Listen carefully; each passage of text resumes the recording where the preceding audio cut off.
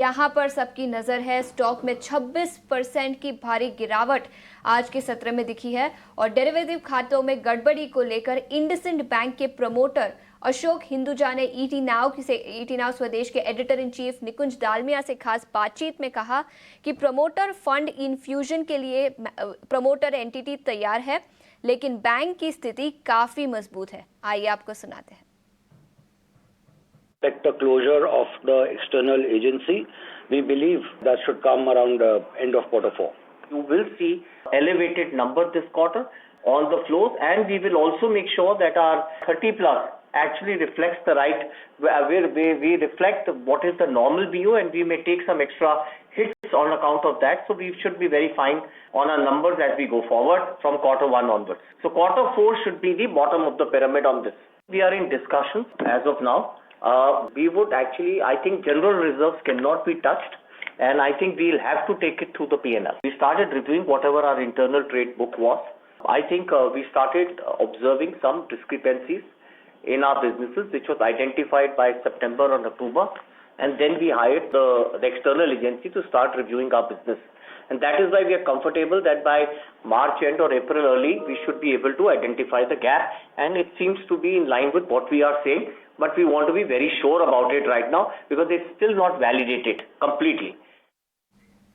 काफ़ी important commentary निकल कर आई अशोक हिंदुजा से, जो प्रमोटर एंटिटी के मैनेजमेंट में है, हिंदुजा इंटरनेशनल, जहां पर उन्होंने कहा कि बैंक की फाइनेंशियल स्थिति काफ़ी अच्छी है, उसको लेकर इन्वेस्टर्स को घबराना नहीं चाहिए, सिचुएशन काफ़ी अच्छी है। हाँ, वन टाइम इम्पैक्ट होगा 2.35% नेटवर्थ का, जो उन्होंने कल शाम को एक्सचेंजेस को बताया, लेकिन फिर भी उन्होंने कहा कि मैनेजमेंट यानी बोर्ड पर उनको पूरा भरोसा है। वन टाइम इम्पैक्ट होगा, लेकिन लॉन्ग टर्म में बैंक के फाइनेंशियल्स अभी भी काफ़ी स्ट्रांग है।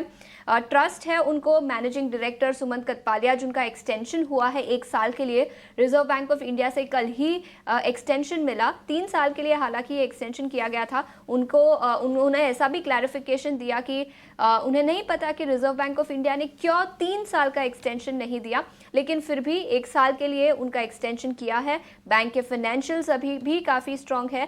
कैपिटल रेज की अगर ज़रूरत पड़ी तो प्रमोटर एंटिटी एडिशनल फंड्स भी इन्फ्यूज़ करेंगे, लेकिन अभी कैपिटल इन्फ्यूजन की कोई ज़रूरत नहीं है। कैपिटल एडिक्वेसी काफ़ी अच्छी है, एडिक्वेटली कैपिटलाइज्ड है बैंक। तो काफ़ी इंपॉर्टेंट क्लैरिफिकेशन आता हुआ नजर आया प्रमोटर एंटिटी से। लेकिन इंडसइंड बैंक में भारी गिरावट आज के सत्र में दिखी है। इनफैक्ट पिछले कुछ दिनों से भारी गिरावट रही है। राजेश जी, टेक्निकल नज़रिया देखें तो क्या राय होगी अब इस स्टॉक पर?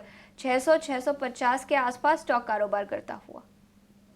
देखिए, ओवरऑल ट्रेंड इंडसइंड का डाउन ही है। ऐसा नहीं कि आज ट्रेंड डाउन है, ओवरऑल ट्रेंड ही इसका डाउन है। एंड आज का जो फॉल है उसके बाद 2022 के जो स्विंग लोज है उसको भी ब्रेक करते हुए हमें दिखाई दे रहा है। तो अभी फिलहाल जो है अवॉइड करना चाहिए। रिसेंट में कोई परफॉर्मेंस नहीं दिखाई दे रही है। नेक्स्ट जो सपोर्ट बन के आ रहा है वो होगा 580 के आसपास। 2020 में अक्टूबर के जो स्विंग लोज है वहाँ पे 580 के आसपास है, तो वहाँ पे चेक करना होगा। बट सलाह ये होगी कि जो दूसरे क्वालिटी स्टॉक्स है जैसे कि HDFC है एंड ICICI बैंक, हमने शो के स्टार्ट में बात किया था, तो उनमें फोकस कीजिए। इंडसइंड एक अंडर परफॉर्मिंग है। देखिए, 2020 का जो स्विंग हाई है उसको भी 2024 में रिटेस्ट किया था, उसको क्रॉस भी नहीं किया था, तो काफी अंडर परफॉर्मिंग स्टॉक है, इसमें अवॉइड कीजिए। ICICI और HDFC में फोकस कीजिए। तो ये है राय इस वक्त आपको मिलती हुई इंडसइंड बैंक पर नजर आती हुई, और तमाम बातें जो हैं वो हमने आपके सामने रखी।